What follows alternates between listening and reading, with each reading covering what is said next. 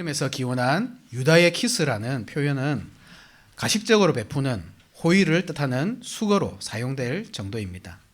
유다라는 이름 자체가 혐오스러운 것은 아닙니다. 야곱의 첫 번째 아내 레아는 4명의 아들을 연이어 주신 하나님께 감사하며 여호와를 찬송합니다 하는 뜻으로 그 이름을 지어 주었습니다.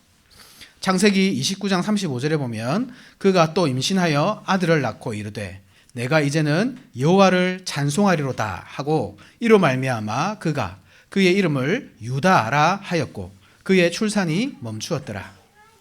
그의 아버지 야곱은 말년에 성령의 감동으로 그 이름에 새로운 해석을 더하였는데 너는 형제들 중에서 찬송이 되어라 하는 뜻으로 불렀습니다.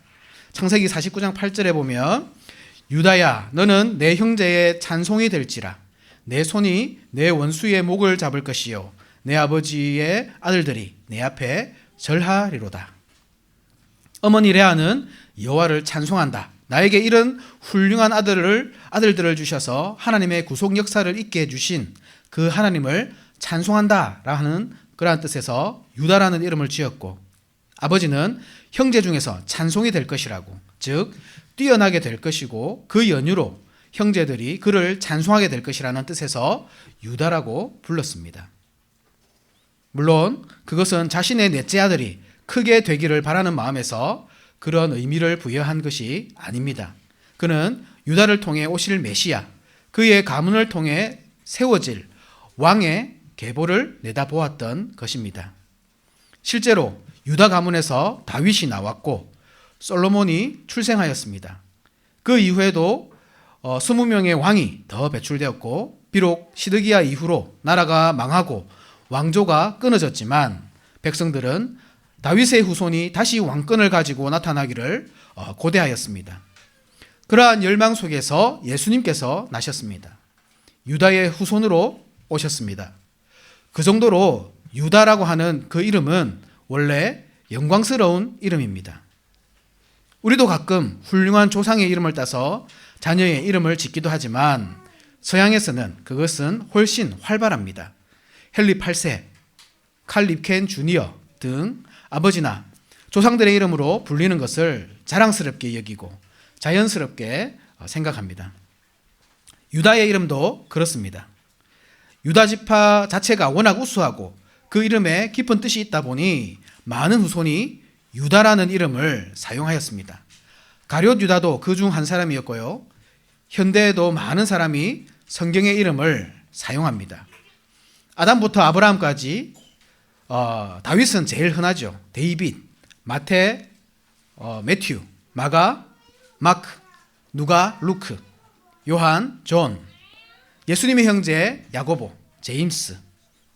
그런데 유다라고 하는 이름을 사용하는 사람은 잘 없습니다. 영화 배우 중에 주드로라는 사람이 있기는 하지만 그의 부모도 가룟 유다의 이름을 따라 짓지는 않았을 것입니다.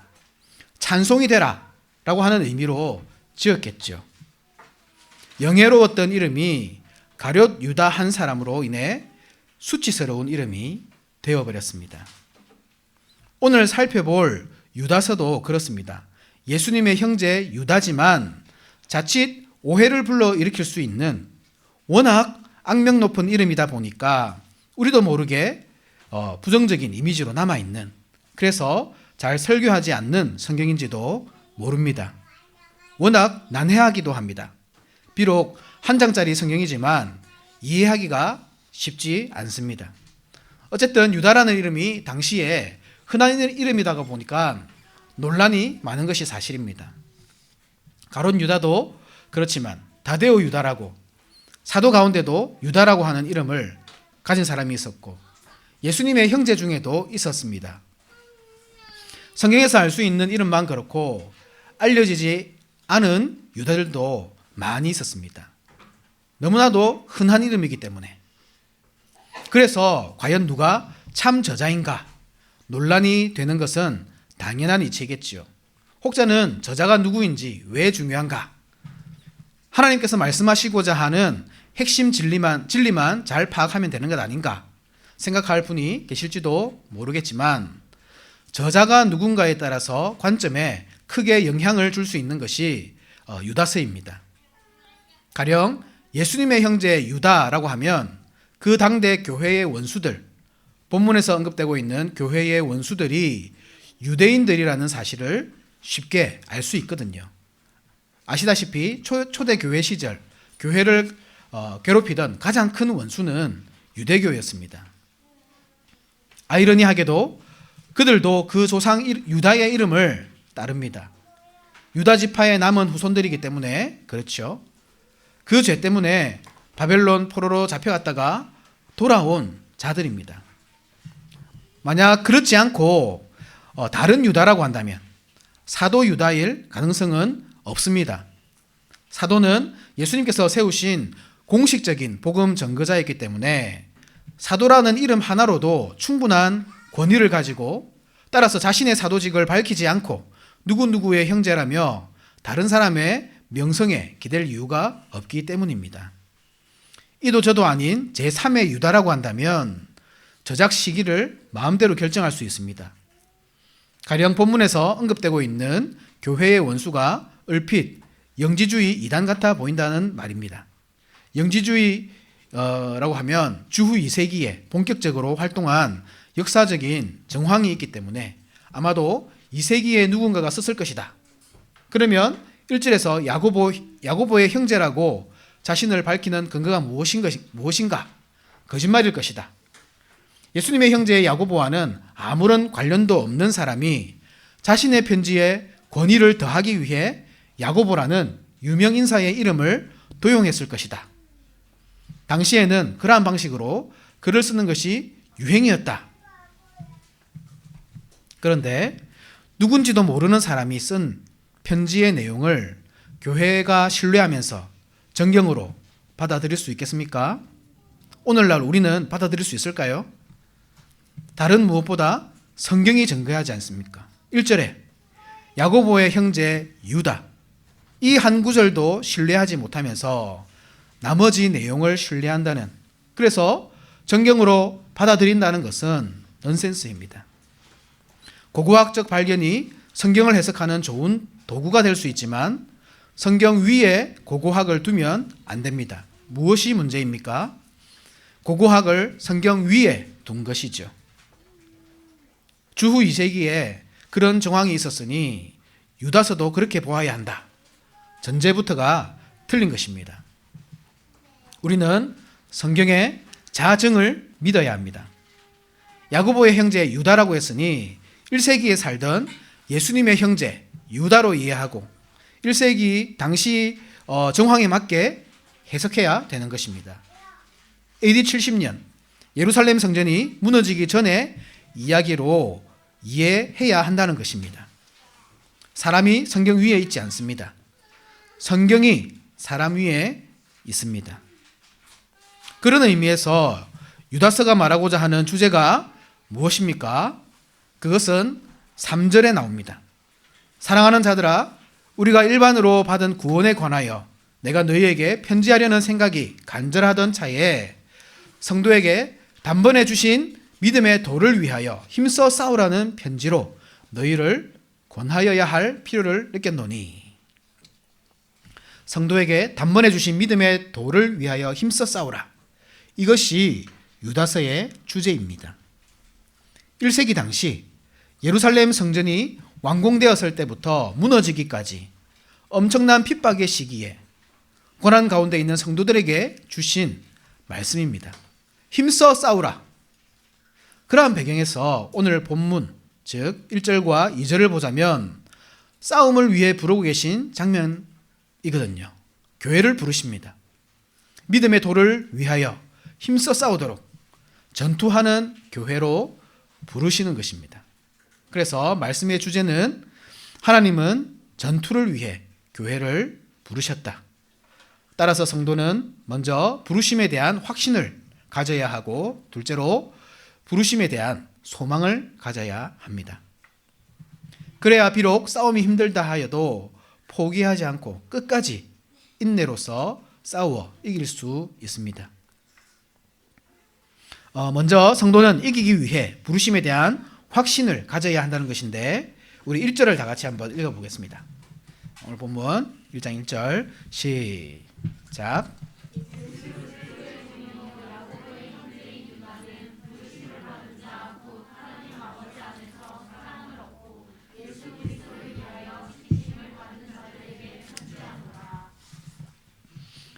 앞서도 밝혔다시피 유다는 예수님의 형제였습니다. 그런데 원래부터 신앙이 있는 형제는 아니었습니다. 예수님께서 동족들에게 버림받아 인자는 머리 둘 것이 없다며 한탄하셨을 때 거기에는 가족들도 포함되어 있었습니다. 요한복음 7장 5절에 보면 이는 그 형제들까지도 예수를 믿지 아니함이러라. 그랬던 그가 예수님의 부활과 승천을 목격하여 우리 사도행전 1장을 한번 찾아보겠습니다. 사도행전 1장 다 같이 11절에서 14절 한 절씩 교독해 보겠습니다. 사도행전 1장 11절에서 14절.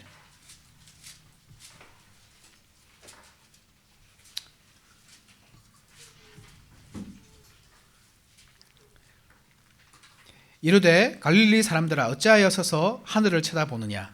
너희 가운데서 하늘로 올려지신 이 예수는 하늘로 가심을 본 그대로 오시리라 하였느니라.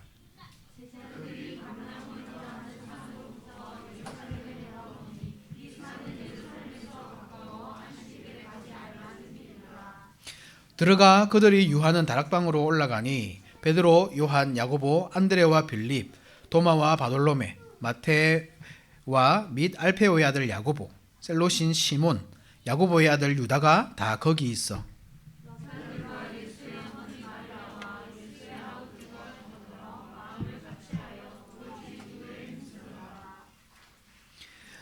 예수님이 참 구속자라는 사실을 믿게 되었습니다. 예수님의 부활과 승천을 목격하고 예수님이 참 구속자구나 라고 하는 것을 믿었다는 말이죠. 그렇게 복음 전도자가 되었습니다.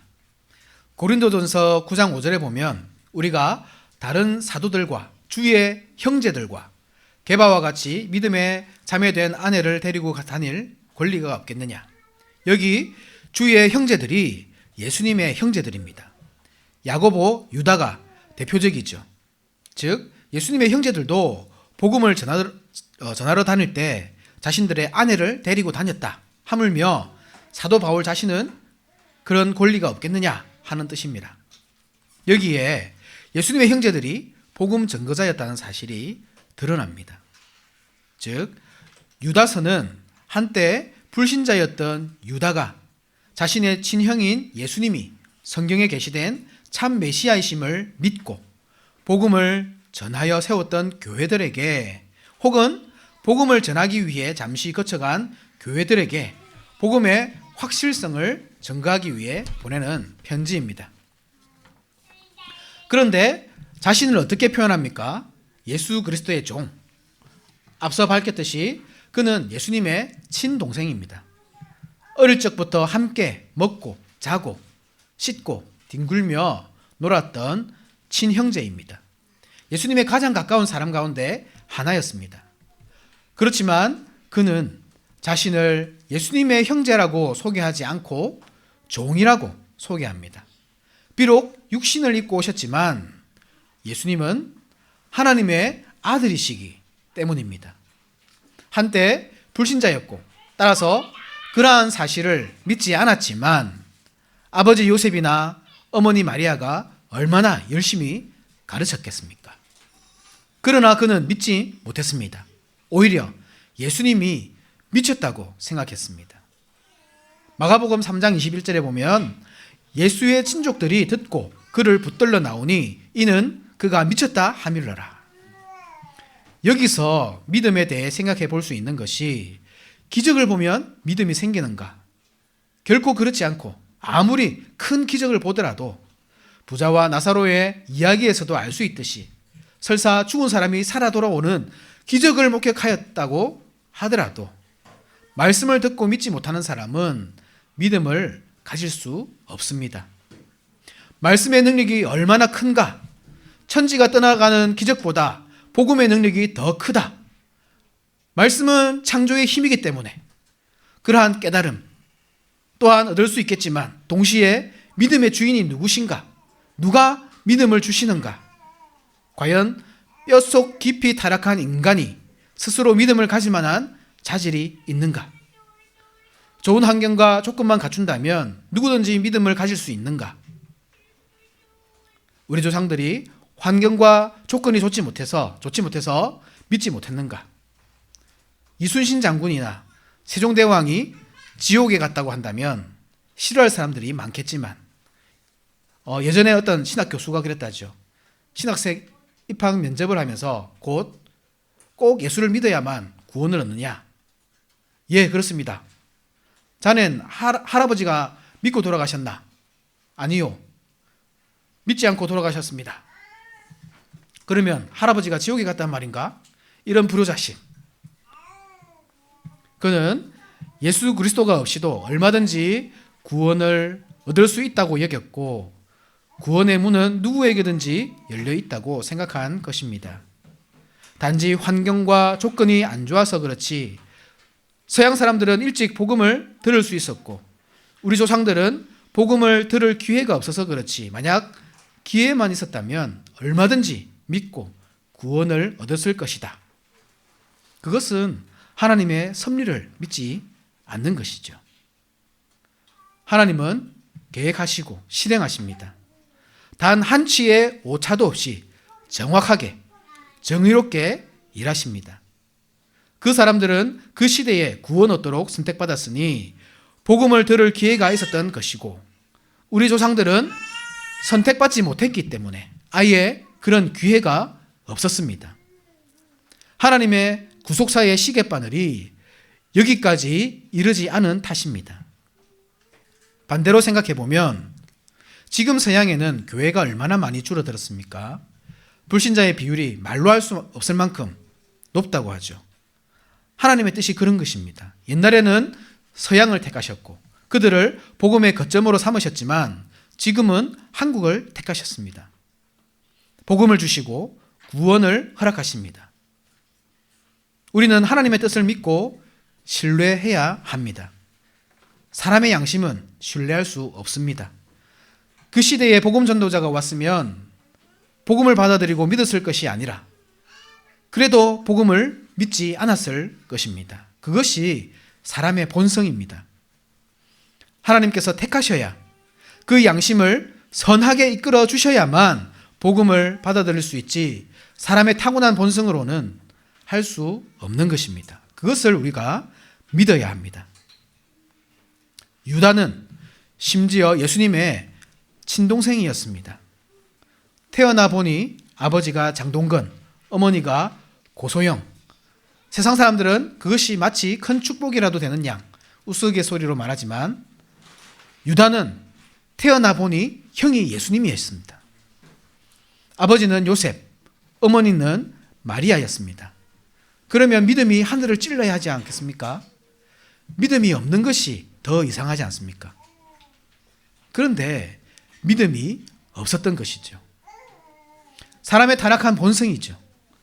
하나님이 불러주시지 않는 이상 믿음을 가질 수 없는, 본다고 하지만 보지 못하고 듣는다고 하지만 듣지 못하는 영적인 소경과 기머거리인 상태, 보고 듣는 그 기본적인 감각조차 마비되어 진리를 깨닫지 못하였던 것입니다.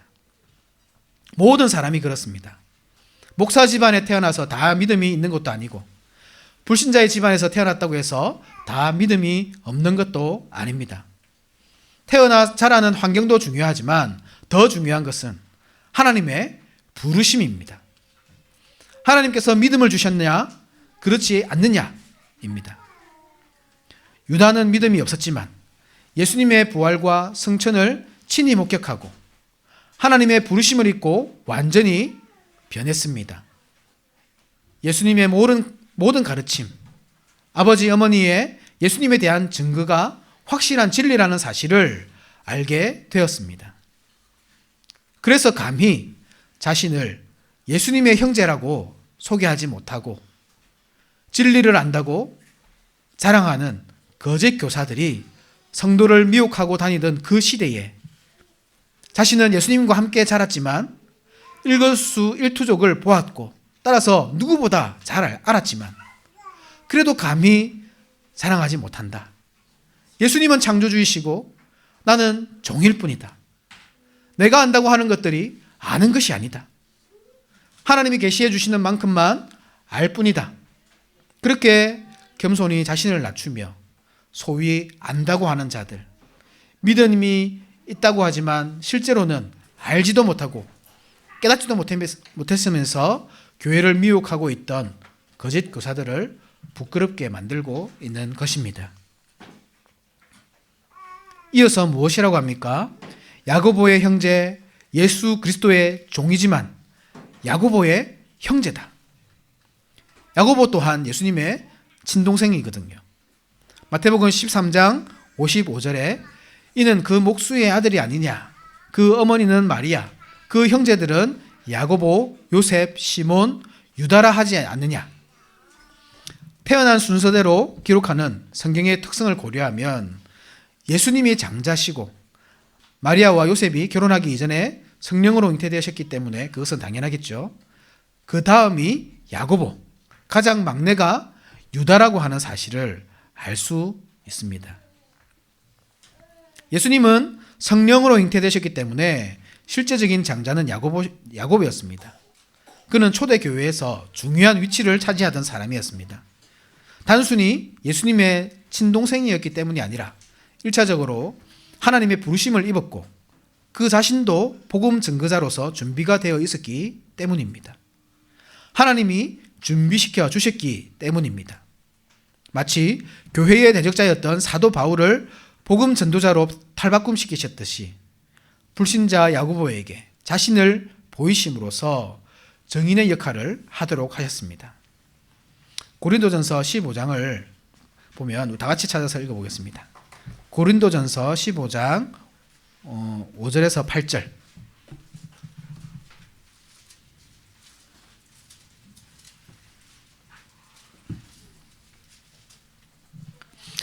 (5절에서 8절) 한 절씩 읽어보겠습니다. 게바에게 보이시고 후에 12 제자와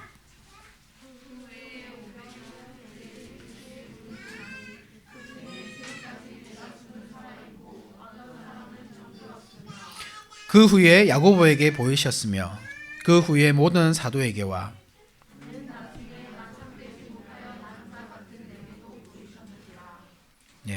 사도 바울이 자신의 사도권, 즉 예수님을 목격한 사람만이 증인이 될 수 있다는 규칙에 의거하여 자신의 사도권을 주장하는 장면인데 누가 언급됩니까? 예수님의 첫째 동생 야고보. 그도 원래 불신자였지만 예수님께서 만나주셨다. 부활을 목격하게 하셨다. 그렇게 증인으로 부르셨다는 것이죠. 그는 예루살렘 교회의 감독이었습니다. 사도행전을 보게 되면 그는 사도들과 더불어 교리 문제와 같은 중요한 주제들을 다루고 있는 장면을 목격하게 되는데 이것도 우리 같이 한번 찾아보겠습니다. 사도행전 15장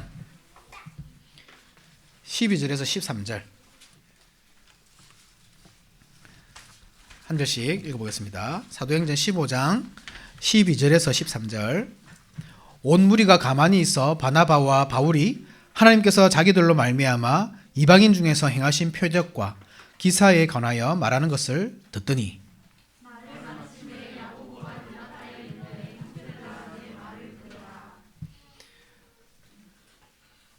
이어서 우리 19절, 20절 한 절씩 읽어보겠습니다. 19절, 20절. 그러므로 내 의견에는 이방인 중에서 하나님께로 돌아오는 자들을 괴롭게 하지 말고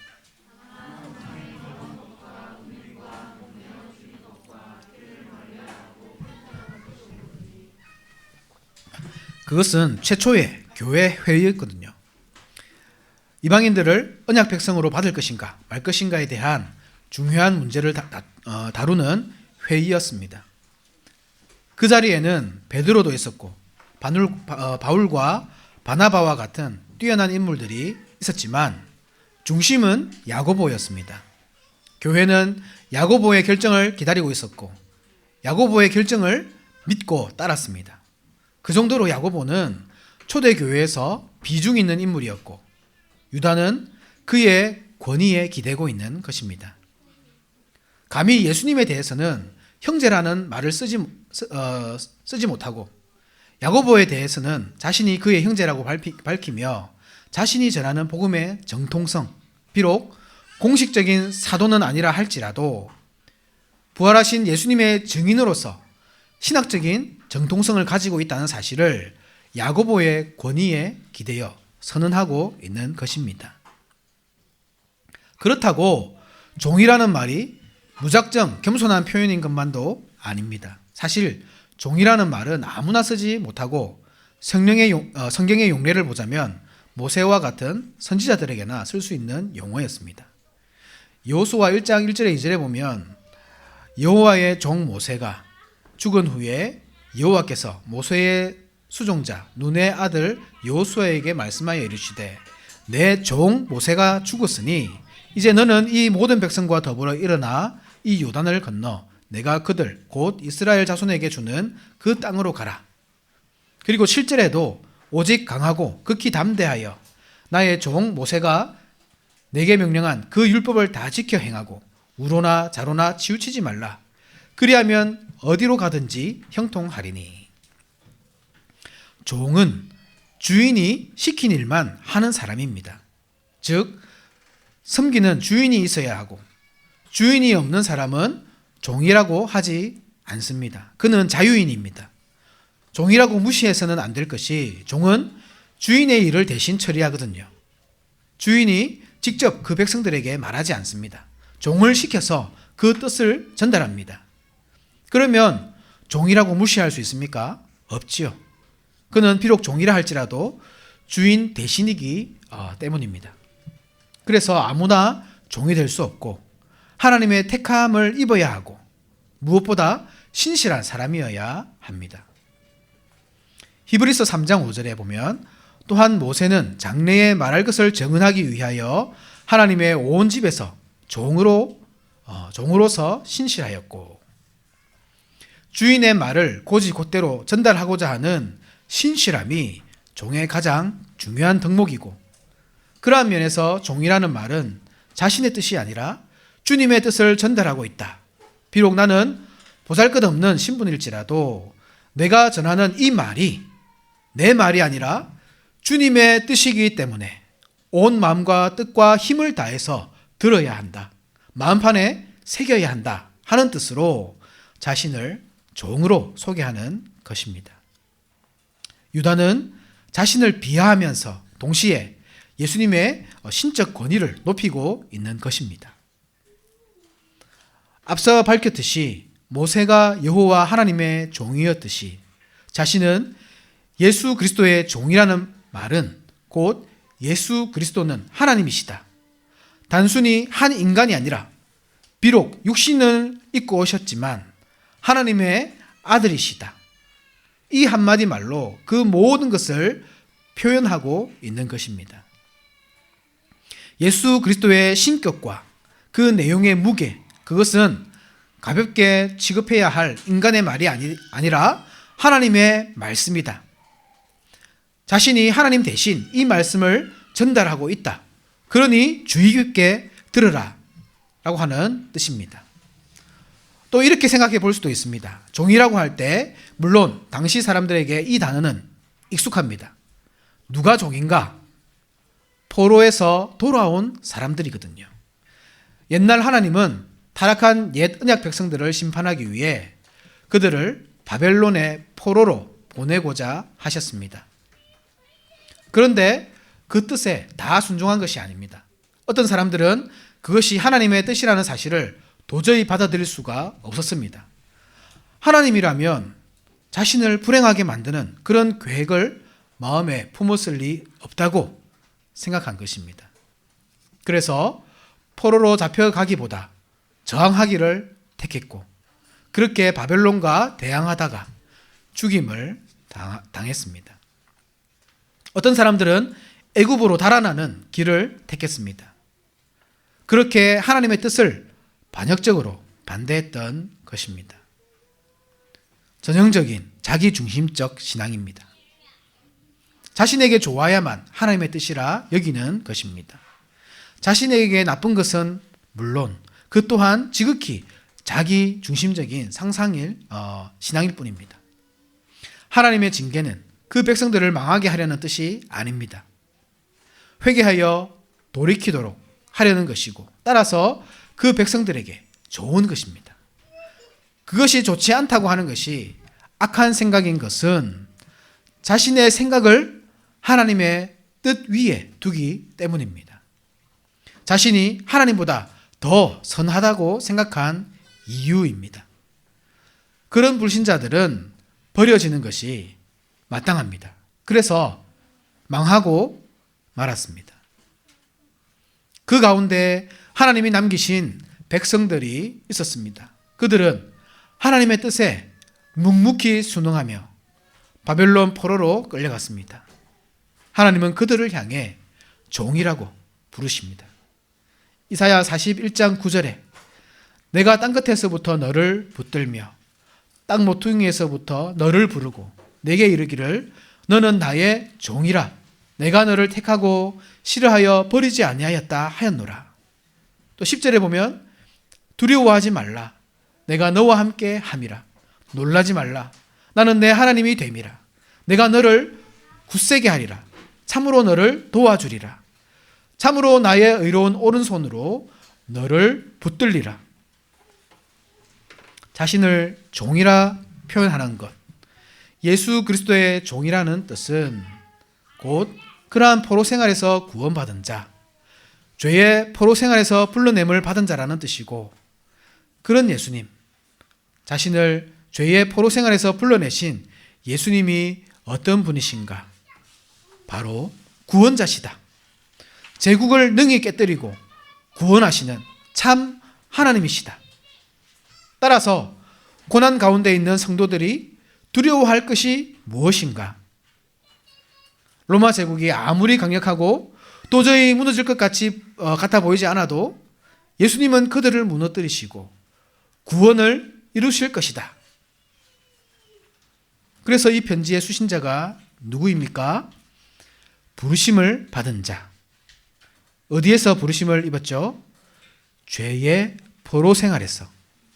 도저히 스스로의 힘으로는 진리를 발견할 수도 없고 그 멍에를 끊고 나올 수도 없는 무능한 사람들, 그러나 종인 사람들, 하나님의 뜻에 순응하는 사람들, 곧 하나님 아버지 안에서 사랑을 얻고 예수 그리스도를 위하여 지키심을 받은 자들에게 이 편지를 쓰고 있는 것입니다. 우리는 이 편지 한 장이 어쩌겠는가? 고난과 핍박 가운데서 비록 죄의 종살이에서 부름받았다고 하지만 끝없는 고통 속에서 살아가는, 언제 잡혀갈지 모르고 언제 순교당할지 모르는 상태에 있는 성도들에게 이 편지가 무슨 큰 의미가 있는가 생각하겠지만, 당장 죽음을 앞둔 사람에게 어설픈 위로는 독이 되는 것입니다. 아무런 위로가 되지 않습니다. 그런데 복음은 그렇지 않습니다. 한 번도 당해보지 않은 사람이 자신은 그런 상황을 당해보지도 않았으면서 어설프게 하는 그런 위로가 아니라 실제적인 위로를 담고 있는 내용이 바로 복음입니다. 너희들이 격전을 앞두고 있지만 물질주의적인 관점에서 볼 때 100% 패하는 싸움이고 갇히고 매맞고 피 흘리게 될 싸움이지만 너희들이 어떤 사람들인지 잊지 마라. 너희들은 부르심을 입은 자들이다. 이미 구원을 받았고 부활과 영생을 받았다. 즉 너희들이 당하는 고난은 아무 의미 없는 것이 아니라 상을 위한 것이다. 부활과 영생을 얻기 위함이다. 특별히 거기에는 성부와 성자와 성령의 사역이 다 있습니다. 아버지의 사랑을 얻고, 즉 아버지께서 택하시고 아들을 위하여 지키심을 받은 자들, 즉 아들의 십자가 사역으로 말미암아 구속받아 지키심을 받고 있는 자들. 누가 부르시고 지키십니까? 성령이시죠. 비록 성령의 이름은 언급되지 않지만 그것은 성령의 사역입니다. 부르시고 지키시는 분이십니다. 즉 예수 그리스도의 종 유다는 하나님의 택하신 백성들에게 이 편지를 보내고 있습니다. 전투하도록 부르고 있습니다. 그 시대가 그랬습니다. 싸워야 하는 시대였습니다. 거짓 교사들이 거짓된 복음으로 교회를 미혹하던 때였습니다. 로마 정부를 포섭하여 성도들을 잡아가두고 박해하던 시기였습니다. 그러한 때에 공포의 박해 시대에 성도들이 잊지 말아야 할 것이 무엇인가? 하나님의 사랑을 입고 있다고 하는 것. 예수 그리스도께서 피 흘려 사신 백성들, 피로 값주고 구속하신 그 백성들을 성령께서 지키고 계신다는 사실입니다. 감히 그 누가 손대겠습니까? 그 누가 공격하여 무너뜨리겠습니까? 세상에서 가장 약한 것이 교회라지만 때리면 맞을 수밖에 없고 가두면 갇힐 수밖에 없는 종의 신분이라지만 예수님을 몽둥이로 잡으려던 무리들을 칼로 대적하던 베드로를 향해 그 칼을 칼집으로 도로 꽂으라고 교회는 그렇게 세워지는 것이 아니라고 하시며 교회의 비폭력적 속성을 확고히 하셨던 예수님의 가르침과 같이 교회가 가진 무기라고는 연약하고 약해 보이는 복음밖에 없지만 그래서 자신을 무익한 종이라고 고백할 수밖에 없는 사람들이 교회이지만 하나님의 종이기에 무익하고 무력해도 하나님이 택하셨기 때문에 무한한 능력을 가지는 것입니다. 그것이 아무것도 아닌 것이 아니라는 말입니다. 하나님은 이길 수 있기 때문에 그것으로 충분히 대적할 수 있기 때문에 무기로 주시는 것입니다. 만약 더 필요하다면 필요한 만큼 더 주셨을 것입니다. 그것으로 충분합니다. 충분하기에 그것만 주십니다. 신자들은 믿어야 합니다. 흔들리지 말고 이 진리를 고수해야 합니다. 그렇게 원수들과 싸워 이겨야 합니다. 복음이 능력입니다. 세상을 진동시킬 기적이 아니라 하늘에서 불이 떨어지는 이적이 아니라 복음이야말로 능력입니다. 세상을 변화시키고 원수를 정복할 힘입니다. 두 번째로 싸우도록 부름받은 성도는 또한 부르심에 대한 소망을 가져야 합니다. 하나님은 고난 가운데 있는 그 백성들에게 이 땅에서 그 어떤 소망도 발견할 수 없을 것 같은 늘 죽음과 가까이 지내던 그들에게 소망을 주시는데 우리 2절 오늘 본문 2절을 유다서 1장 2절을 같이 한번 읽어보겠습니다. 시작.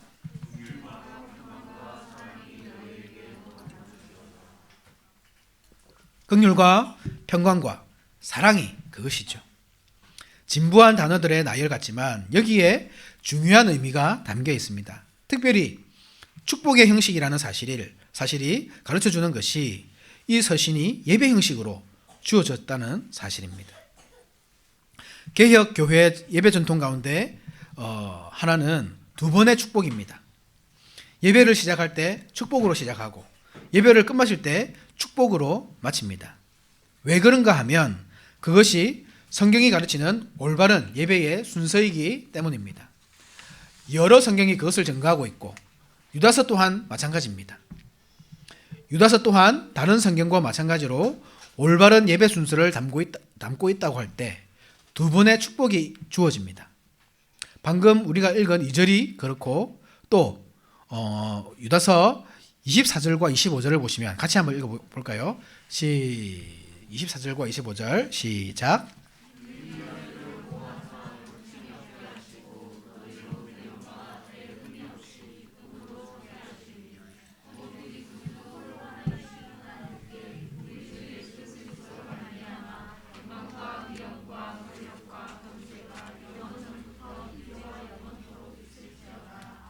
아멘. 능히 너희를 보아사 거침이 없게 하시고 너희로 그 영광 앞에 흠이 없이 기쁨으로 서게 하실 이 곧 우리 구주 홀로 하나이신 하나님께 우리 주 예수 그리스도로 말미암아 영광과 위엄과 권력과 권세가 영원 전부터 이제와 영원토록 있을지어다. 아멘. 축복으로 시작하였듯이 축복으로 끝마치고 있죠. 거짓된 복음에 대항하여 싸우라는 말씀과 함께 이러한 편지의 구조를 보여주는 것은 결국 전쟁의 성격이 무엇인가, 성도가 어떻게 원수와 싸워 이길 수 있나라고 할 때 바로 예배라고 하는 말씀입니다. 성도는 다른 것으로 싸우지 않습니다. 예배로 싸웁니다. 원수들은 칼과 창으로 공격해 올지라도 성도는 예배를 드립니다. 마치 옛날 여호사밧이 그랬듯이 모압과 암몬과 마온 연합군이 유다를 침공하여 나라가 위기에 빠졌을 때 그들이 한 것은 군대를 모집하여 육탄전을 벌인 것이 아니고 예복을 입고 예배를 드렸습니다. 그때 원수들이 다 진멸하고 승리하거든요. 역대하 20장 20절에서 23절에 보면 같이 한번 찾아서 읽어보겠습니다. 역대하 20장 20절에서 23절.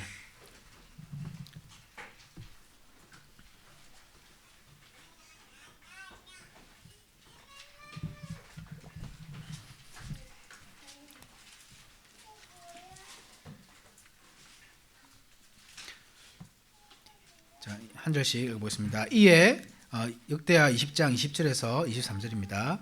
이에 백성들이 아침에 일찍이 일어나서 드고와 들로 나가니라. 나갈 때에 여호사밧이 서서 이르되 유다와 예루살렘 주민들아 내 말을 들을지어다. 너희는 너희 하나님 여호와를 신뢰하라. 그리하면 견고히 서리라. 그의 선지자들을 신뢰하라. 그리하면 형통하리라 하고,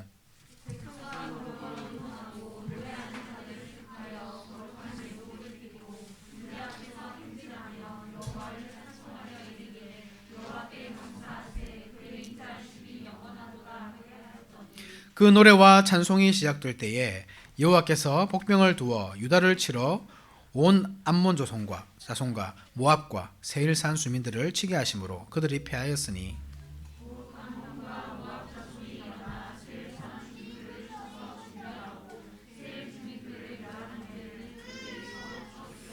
다같이 유다 사람이 들망대에 이르러 그 무리를 번져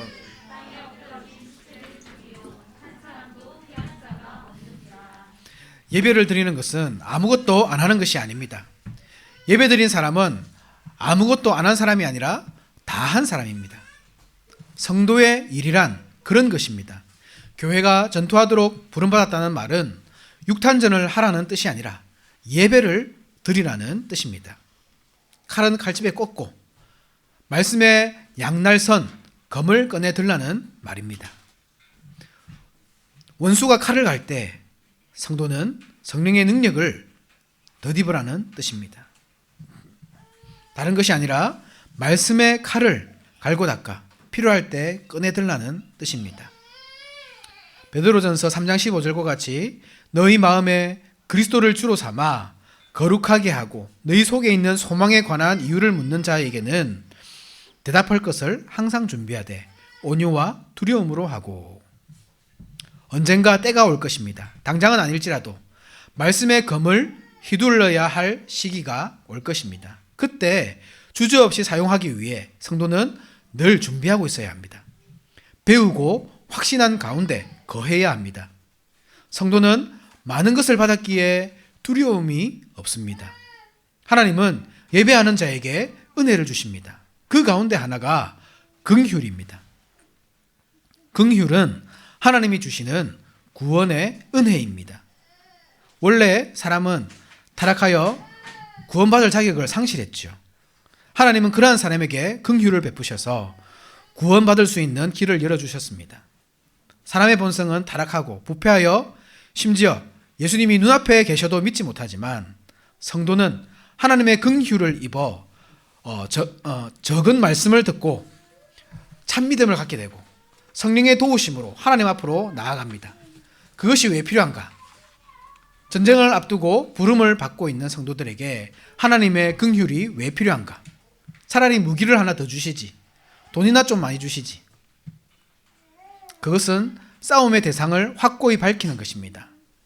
성도가 싸워야 할 대상은 죄입니다. 사람은 본성상 남 탓하기를 좋아하고 자신의 고난이 사람으로 말미암은 것이라 여기지만 그것은 하나님의 섭리입니다. 그 사람이 내게 왜 이럴까? 그 이전에 내 죄가 무엇일까? 하나님의 뜻이 어디에 있을까? 먼저 생각해야 한다라는 것입니다. 성도는 긍휼을 입은 사람들입니다. 원래 구원 얻을 자격이 없지만 하나님의 긍휼하심으로 구원을 얻었습니다. 죄의 종살이에서 구원받았습니다. 그러면 더 이상 죄에게 지면 안 되겠죠. 쉽게 굴복하면 안 되고 대항하여 싸워야 되겠죠.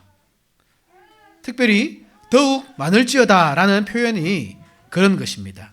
한번 죄에서 구속함을 받았으니 더 이상 죄와 싸울 필요가 없는 것이 아니고 계속 싸워야 한다는 뜻입니다.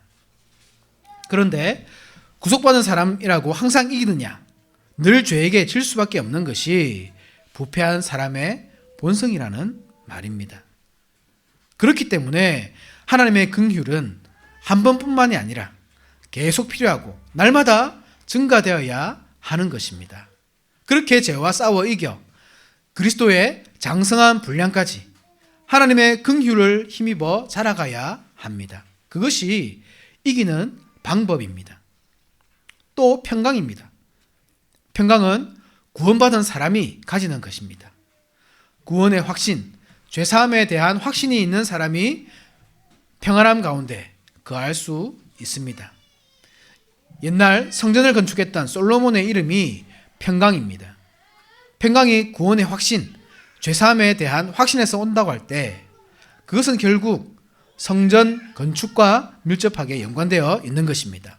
죄사함은 성전에서 이루어집니다. 죄인이 짐승을 가지고 하나님 앞에 나아가 제사를 드릴 때 하나님은 그 짐승의 희생을 보시고 사람의 죄를 사해 주셨습니다.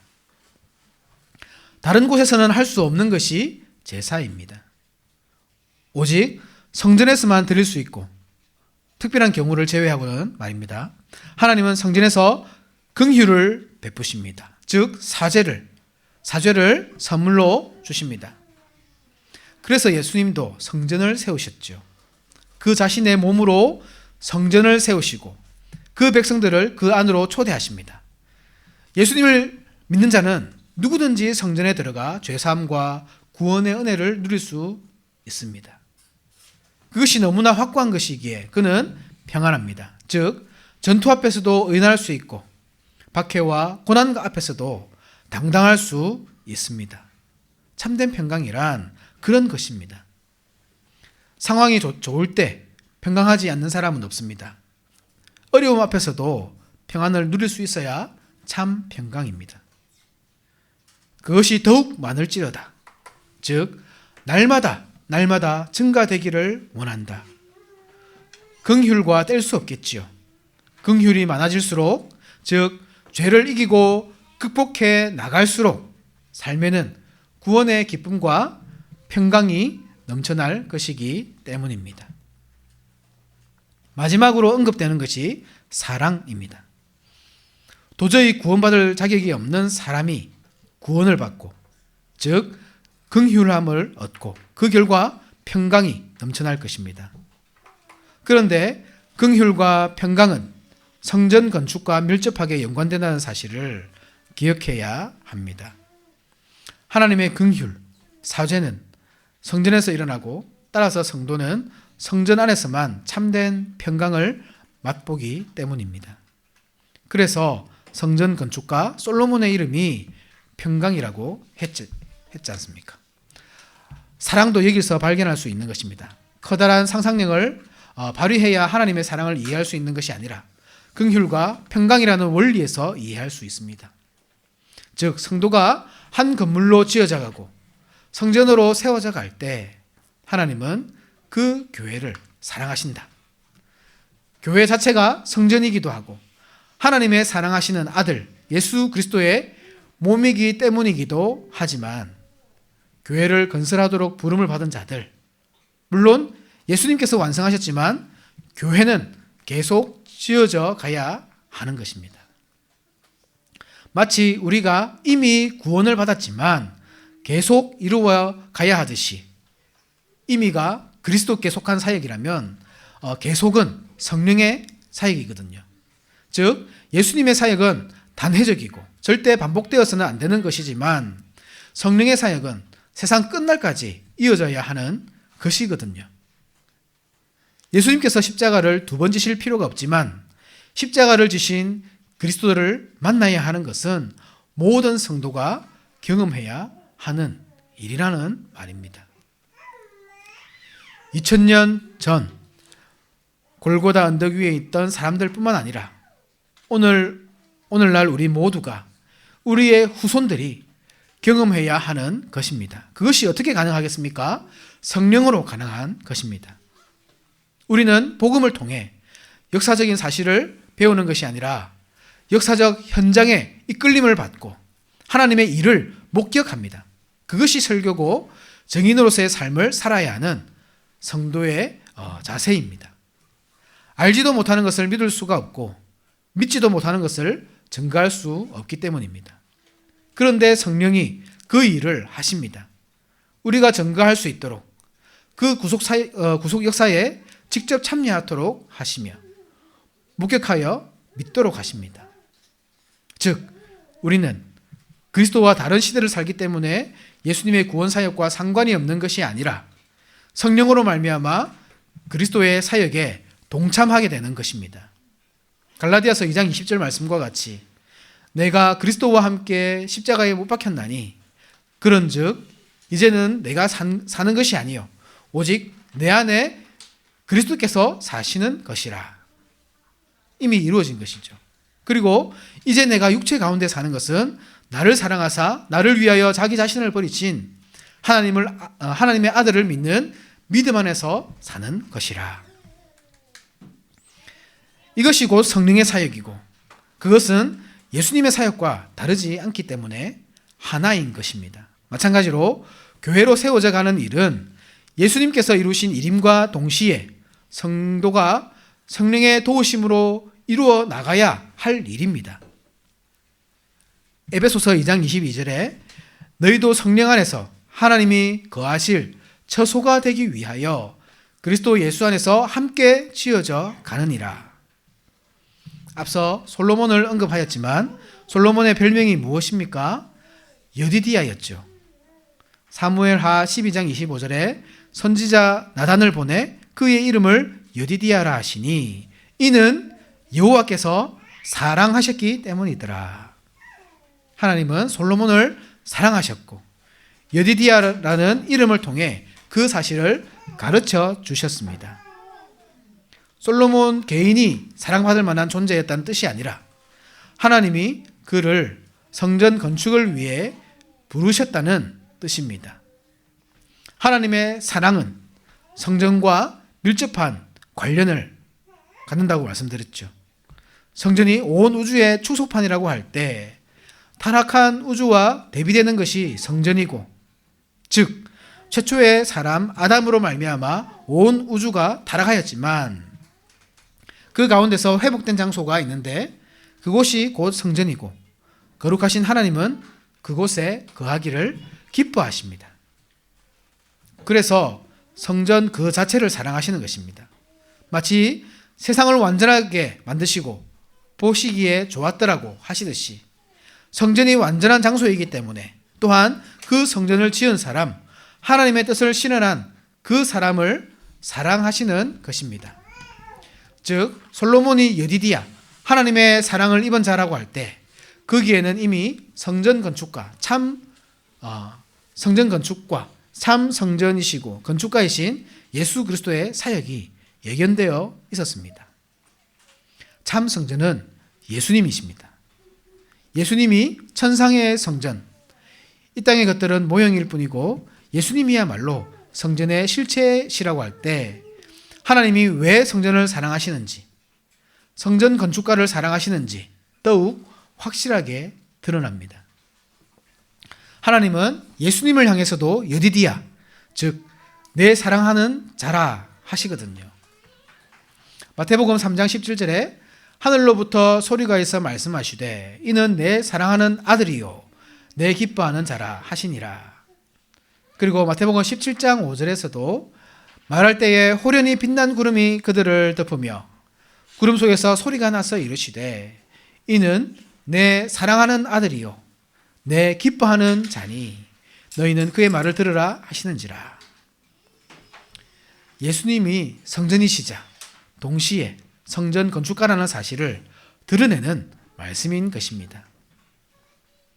그렇다고 할 때 하나님이 우리를 사랑하신다, 우리가 하나님의 사랑을 입었다, 여기에는 기본적으로 우리가 성전이고 우리가 성전으로 지어져 갈 뿐만 아니라 성전 건축가라는, 우리가 성전을 세워가도록 부름받은 일꾼들이라는 전제가 깔려있는 것입니다.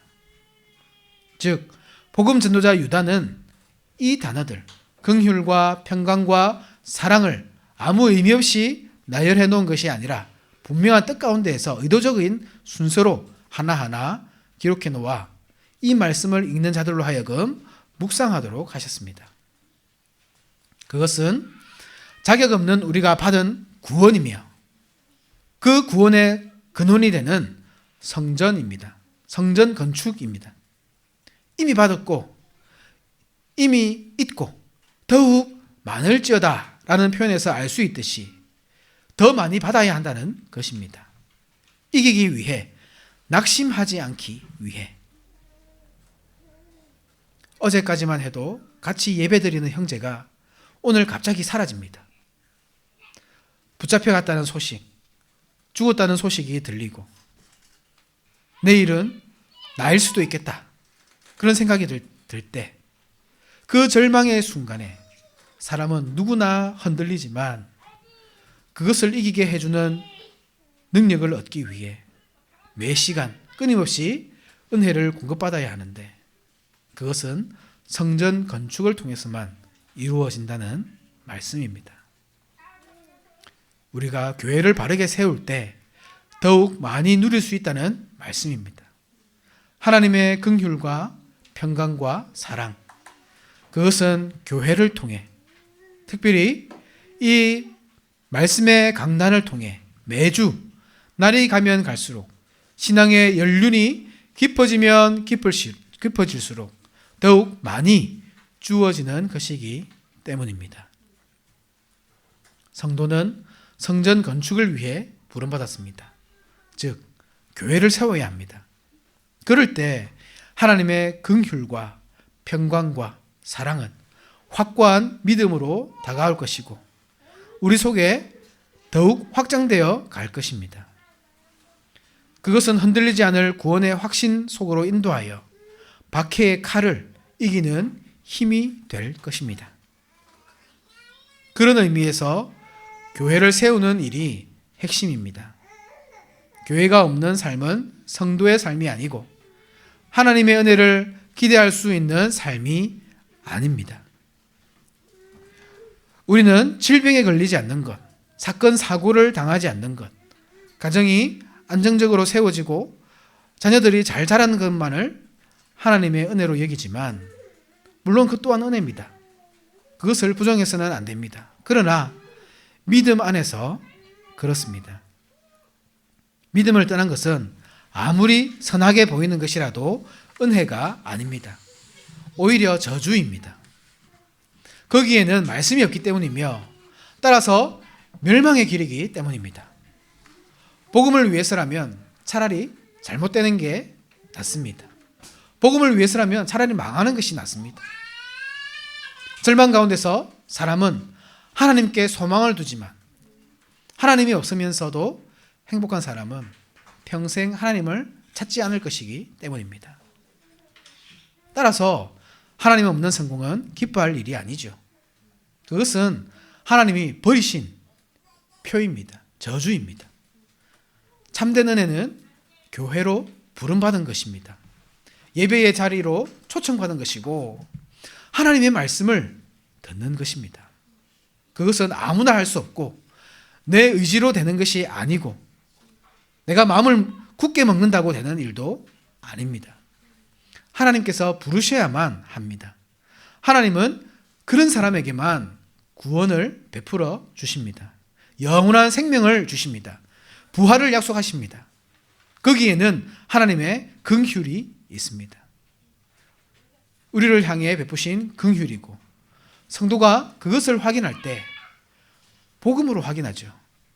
말씀을 들음으로써 확인합니다. 물질이 있고 없고로 하는 것이 아닙니다. 내 환경과 상태를 통해 확인하는 것이 아니라는 말씀입니다. 설교를 귀담아 들음으로써입니다. 그렇게 확신을 가지고 평안한 가운데 사는 것입니다. 세상 모든 사람이 불안 가운데서 떨지만 아무리 부자라도 불안을 떨쳐버리지 못하고 그 불안을 해결해 보기 위해 얼마나 많은 노력을 기울입니까? 보험도 들고 보양식을 입에 달고 살고 병원에서 매달 검진을 받아도 사람은 죽음을 이길 수 없습니다. 죽음은 그 어떤 사람도 피할 수 없는 것입니다. 그래서 불안 가운데 살 수밖에 없는 것이지요. 그러나 복음을 통해 하나님의 변함없는 약속을 통해 구원의 확신을 가진 자는 평안함 가운데 살 수 있습니다. 환경이 어떻든지 상황이 어떻든지 마음의 평화를 얻고 안식을 누리며 살 수 있는 것입니다. 그것이 날마다 커져갈 때 하나님의 사랑을 깨닫습니다. 하나님의 사랑이 날마다 자란다는 뜻이 아니라 그것은 이미 청량할 수 없을 만큼 크지만 우리가 느끼고 믿는 것이 더 확고해져 간다는 뜻입니다. 더 깊이 알아간다라는 말입니다. 그것은 복음으로 말미암다라는 뜻입니다. 교회가 바르게 세워져야만 하는 이유가 여기에 있습니다. 바른 교회에서 바른 직분, 즉 봉사를 통해 바른 복음이 흘러나가고 그 바른 복음이 성도의 위로인 이유입니다. 즉 긍휼과 평강과 사랑은 오직 복음을 통해서 더욱 많이 받아 누릴 수 있는 것입니다. 그러므로 성도 여러분, 교회를 세웁시다. 바른 교회를 세웁시다. 내가 이 세상에 태어난 이유가 그것입니다. 내가 세상에 태어나 해야 할 일이 따로 있고 교회 생활은 그저 부차적인 남는 시간에 잠깐 하는 그런 것이 아니라 교회가 주된 일입니다. 성도가 땀과 눈물을 쏟아 부어야 할 대상이 교회입니다. 예수님이 할 일이 없어서 세상에 오셨습니까? 시간이 남아서 교회를 세우셨습니까? 사도들이 강신도들이라서 우리 같은 사람들과는 성향이 달라서 교회를 위해 목숨을 바쳤습니까? 교회가 최우선이기 때문입니다. 교회를 세우는 일이야말로 사람이 해야 할 가장 중요한 사명이고 가장 시급한 사명이고 가장 영광스러운 일이기 때문입니다. 우리가 생명을 다해 교회를 세울 때 교회가 우리를 살릴 것입니다. 우리가 교회를 살리는 것이 아닙니다. 교회가 우리를 살리고 우리를 먹이고 입힐 것입니다. 참 복음으로 그렇게 할 것이고 그때 우리는 하나님의 긍휼과 평강과 사랑을 깨닫고 믿음 가운데 날마다 자라갈 것입니다. 인생의 의미를 발견할 것입니다. 사람이 왜 사는지, 어디서 와서 어디로 가는지, 지금 나는 역사의 어느 시점에 서 있는지, 삶의 의미가 무엇인지 확고하게 알게 될 것입니다. 복음의 역할이 그것이기 때문입니다. 세상의 모든 답을 담고 있는 것이 복음이기 때문입니다. 우리의 육신은 날마다 낡아져 가지만 우리의 영혼은 날마다 새로워지고 젊어지고 건강해져 갈 것입니다. 그러므로 우리가 낙심하지 아니하노니 우리의 겉사람은 낡아지나 우리의 속사람은 날로 새로워지도다. 고린도후서 4장 16절 말씀이죠. 말씀을 맺겠습니다. 하나님은 우리를 부르셨습니다. 죄의 종살이에서 부르셨고 죄와 싸우도록 부르셨습니다. 죄와 연합하여 사는 것은 부르심을 받지 못했다는 뜻이고 아직 출애굽을 하지 않았다는 뜻입니다. 부름받은 성도는 싸웁니다. 다른 것이 아니라 사람을 상대로 싸우는 것이 아니라 죄와 더불어 싸우고 우리의 원수 마귀 사탄과 더불어 싸웁니다. 물론 우리에게는 아무런 힘이 없습니다. 슬쩍 부는 바람에도 넘어지고 마는 무력한 존재들이 아닙니까? 그래서 우리에게 필요한 것이 긍휼이고 하나님은 죄와 더불어 싸우기를 원하는 자들에게 긍휼을 베풀어 주십니다. 날마다 더해 주십니다. 능력을 주셔서 싸워 이기도록 하십니다. 승리 가운데 평강하게 하십니다. 죄 가운데서 살아갈 때는 평강이 없지만 누구나 죄 가운데서는 구원의 확신이 흔들릴 수밖에 없고 하나님이 나 같은 사람도 사랑하실까 자괴감이 들기에 불안감 속에서 절망할 수밖에 없지만 하나님의 긍휼을 입고 난 후 죄와 싸워 이기게 되었을 때 성도는 구원의 확신을 얻고 평강을 누리는 것입니다. 교회 건설은 다른 것이 아닙니다. 죄와 싸워 이기는 것입니다. 돈으로 하는 것이 아니고 열심으로 하는 것이 아닙니다. 믿음으로 하는 것이고 말씀으로 하는 것입니다. 말씀으로 죄와 싸워 이기는 것입니다. 죄와 싸우는 교회, 죄와 싸워 이기는 교회. 그러한 교회가 참 교회이고 바르게 세워진 교회입니다. 그러한 성도가 바른 성도이고 교회 건축가입니다. 따라서 하나님의 사랑이 함께합니다. 하나님은 그를 여디디아라 부르시며 연합하기를 기뻐하십니다. 그렇게 우리의 소원이 이루어집니다. 광야라도 불속이라도 굶주림과 고통 속에서도 만족하게 됩니다. 하나님이 계신 곳이 천국이기 때문입니다. 비록 많이 누리지 못하며 살아도 하나님과 동행하는 것이 즐거움입니다. 그에 대한 응답이 교회입니다. 죄를 이기고 바르게 세워진 교회입니다. 이러한 사실을 잘 기억합시다. 그래서 늘 죄와 싸우며 확신과 소망 가운데서 교회를 세워나가는 저와 여러분들이 됩시다. 아멘. 기도하겠습니다.